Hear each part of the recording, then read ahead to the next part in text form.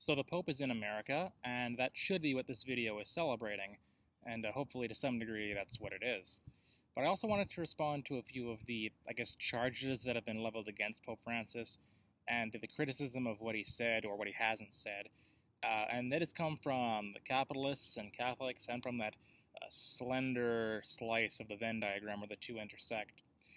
Now, in a way, the gospel from last Sunday kind of comes to mind when I see the anger and the vitriol which has been hurled at Pope Francis.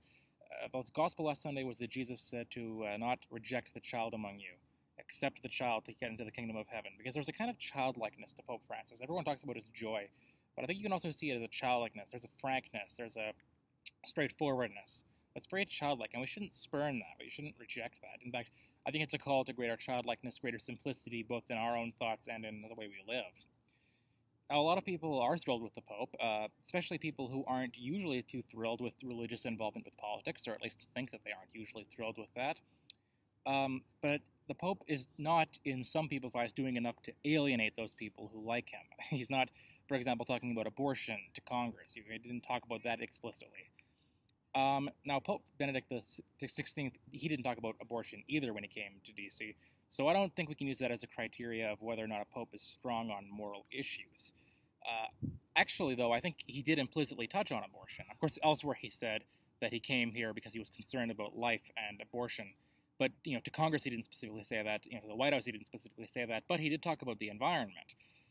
Of course, that was an abbreviated form in some ways of Laudato Si, which was all about the environment. And in Laudato Si, he talked about how to protect the ecology, we need to protect the human ecology. We need to overcome the throwaway mentality, which you could also call the contraceptive mentality. And he specifically cites abortion as an example of something that needs to be rejected, something that's an example of destroying human ecology in Laudato Si. So the fact that he had an abbreviated version of those remarks, of Laudato Si, in his remarks to Congress, to me that is a way of addressing abortion. Remember how Jesus, evangelizes, because I think this is part of Francis's evangelistic technique.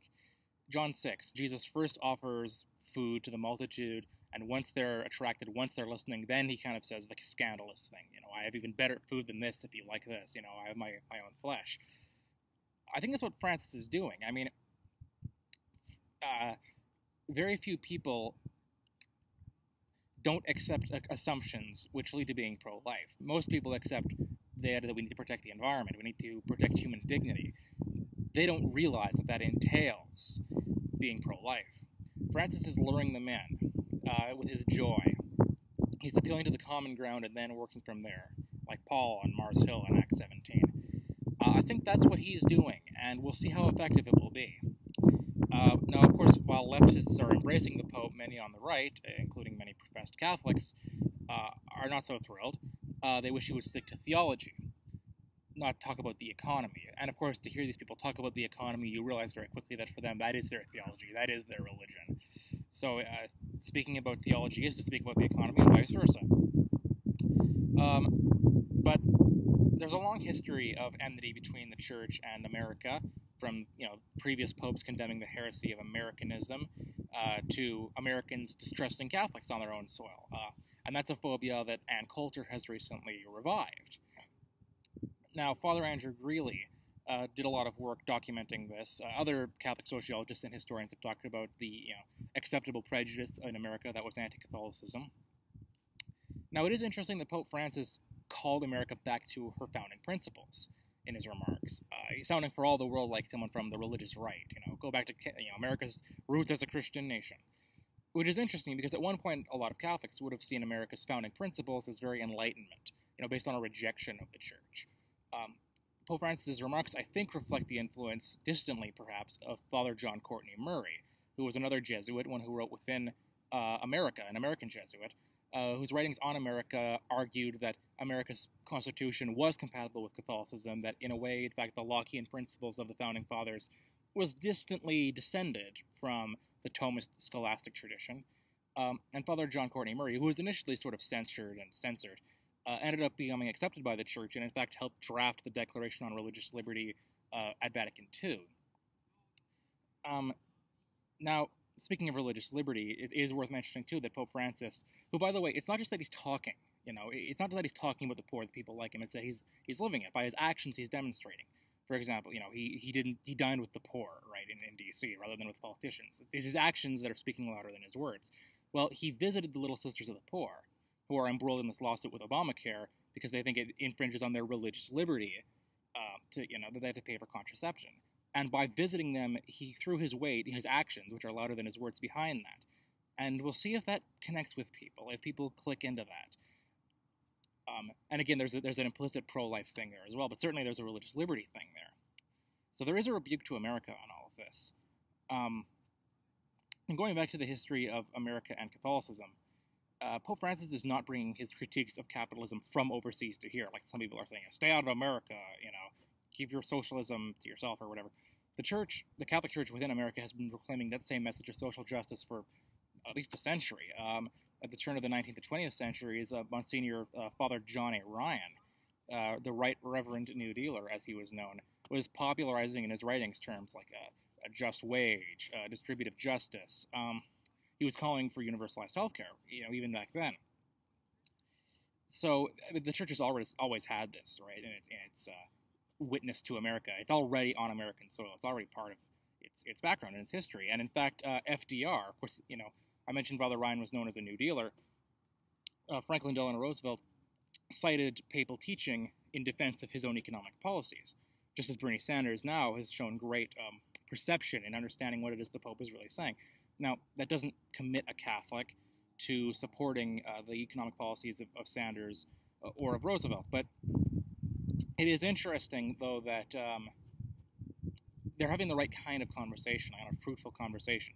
Sanders, of course, also spoke at Liberty University, and that's a fruitful conversation between politics and religious life.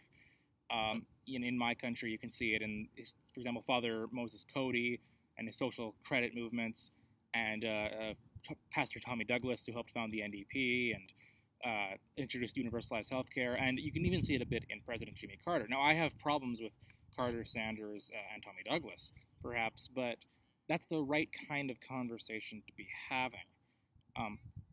Whereas, on the other hand, unfortunately, the more right-wing contingency of Catholicism, which can be stronger on certain social issues, is distancing itself from the Pope. And of course, the Pope's not speaking ex cathedra, but he is speaking within the continuity of a very well-established Catholic tradition.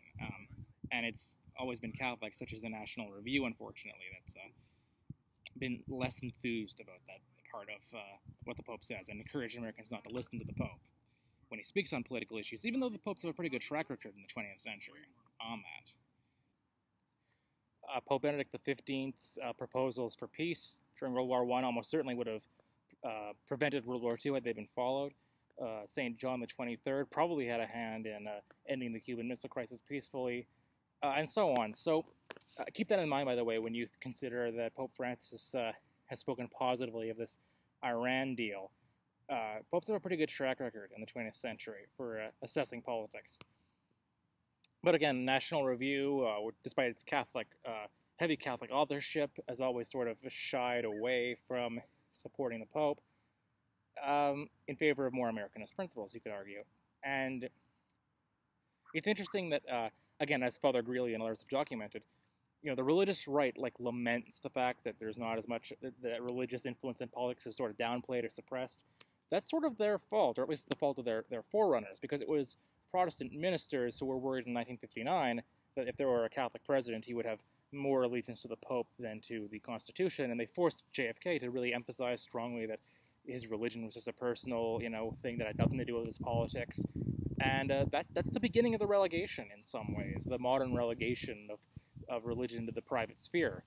And here now the Pope is trying to bring it forward again, and a lot of Republicans who perhaps in other contexts would embrace that, although it seems to have fallen out of favor since George W. Bush, but who would, under other circumstances, have embraced this revival of discussion of religious influence in politics, are shying away from that, and that's really unfortunate, and I hope that changes. The last thing I want to say is something that I'm alluding to in the title of this video. Pope Francis is not a socialist at all. Certainly he believes the state has a role in distributive justice. If you believe Romans 13, I don't know how you can deny that without some great verbal exegetical gymnastics. But and actually, he stresses the role of cooperatives in the economy a lot more than he does the role of the state. But there's those who say, if we follow Pope Francis, like Pope Francis wants us to become socialists. I would suggest the opposite, actually. If capitalism continues as it is, more people will be discontent with it and more willing to look at something like socialism or communism or anarchism or something as an alternative. Only if this market economy is put more clearly in the service of humanity, tangibly in the service of humanity, will more people be willing to kind of stick with this model. If Pope Francis's proposals are not implemented, I think that there's much more likelihood of a widespread turn towards socialism, and we know how that can turn out. So I would actually say that it's not so much that Pope Francis will lead the American economy into socialism, it's more that you can either choose to follow Francis's recommendations or you can have socialism, because that's what people will opt for if the market economy is not saved. Now, in terms of, I just want to end by saying, if you want to know sort of an interesting model for the economy, study the work of a Canadian Jesuit, another Jesuit named Bernard Lonergan. He's best known as a theologian, but he also did extensive scholarly work on the economy and had proposals about this cosmopolis, this new global economy. His proposals have not received the justice that they deserve. And of course, what we need is more justice. Thank you and take care.